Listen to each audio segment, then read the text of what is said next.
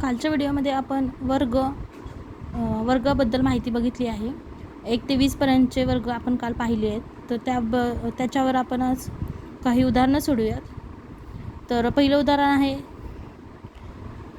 3चा वर्ग अधिक 5चा वर्ग बरोबर किती? तर सोडूयात. 3 गुणिले 3 अधिक 5 गुणिले 5. 3 गुणिले 3 9 अधिक 5 गुणिले 5 5चा वर्ग 25 बरोबर 25 अधिक 9 34. दुसरं उदाहरण बघूया. 1/2 इंटू 1/2 अधिक 3/4 इंटू 3/4.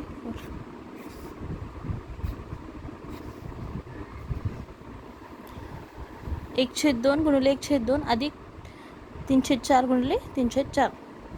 तर 1/2चा वर्ग 1/4 अधिक 3/4 म्हणजे 3/4चा आणि 3/4चा गुणाकार म्हणजे त्याचा वर्ग. 3चा वर्ग 9 आणि 4चा वर्ग 16. तर यामध्ये आपल्याला छेद समान करून घ्यायचा आहे. हे अपूर्णांक संख्या असल्यामुळे याचा छेद समान केल्याशिवाय याच्यामध्ये बेरीज करता येत नाही. तर पहिल्या अपूर्णांकाला आपण 4ने गुणून घेऊ. 4 गुणिले 1 4 गुणिले 4 छेद अधिक 4 गुणिले 1 छेद 4 गुणिले 4. ही संख्या आहे अशीच ठेवूया. 4 गुणिले 1 4 4 गुणिले 4 आणि 4 चौक 16 अधिक 9/16. तर 4/16 आणि 9/16 ह्याची आपण बेरीज करून घेऊ. 4 अधिक 9 आणि छेद समान झाल्यामुळे 16 घेतले.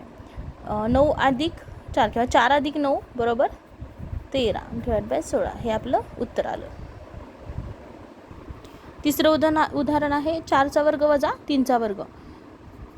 4चा वर्ग 4 गुणिले 4 वजा 3चा वर्ग 3 गुणिले 3. 4 चौक 16 3 त्रिक 9.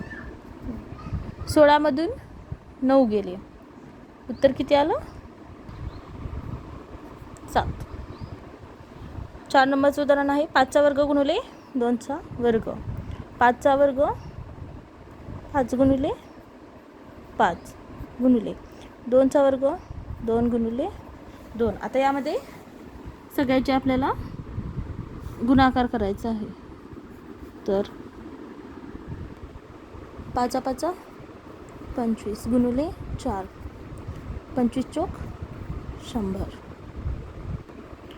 तर 5 नंबरचं उदाहरण आहे 1/2चा वर्ग गुणिले 1/4चा वर्ग. सोडूयात. 1/2 गुणिले 1/2 गुणिले 1/4 गुणिले 1/4. 1/2चा वर्ग 1/4 गुणिले 1/4चा वर्ग 1/16. आता यामध्ये गुणाकार असल्यामुळे डायरेक्ट छेदाचा गुणाकार करून घेऊ. 1/16 चौक 64. तर हे आपलं उत्तर आलं. आता आपल्याला 6 नंबरचं उदाहरण आहे 4चा वर्ग भागिले 2चा वर्ग. आता ह्याच्यामध्ये भागाकार दिलेला आहे. तर 4चा वर्ग 4 गुणिले 4 भागिले 2 गुणिले 2. 4चा वर्ग आहे 16 भागिले 2चा वर्ग आहे 4. 16 भागिले 4 उत्तर किती येईल? 4. 7 नंबरचं उदाहरण अपूर्णांकात आहे 1/6 भागिले 1/4. 1/6 गुणिले 1/6 भागिले 1/4 गुणिले 1/4.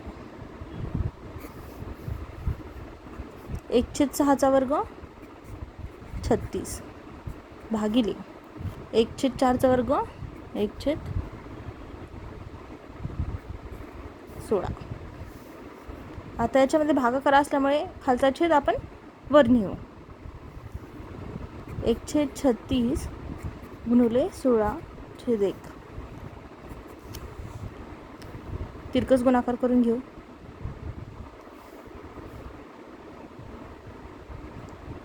416 4 36 9.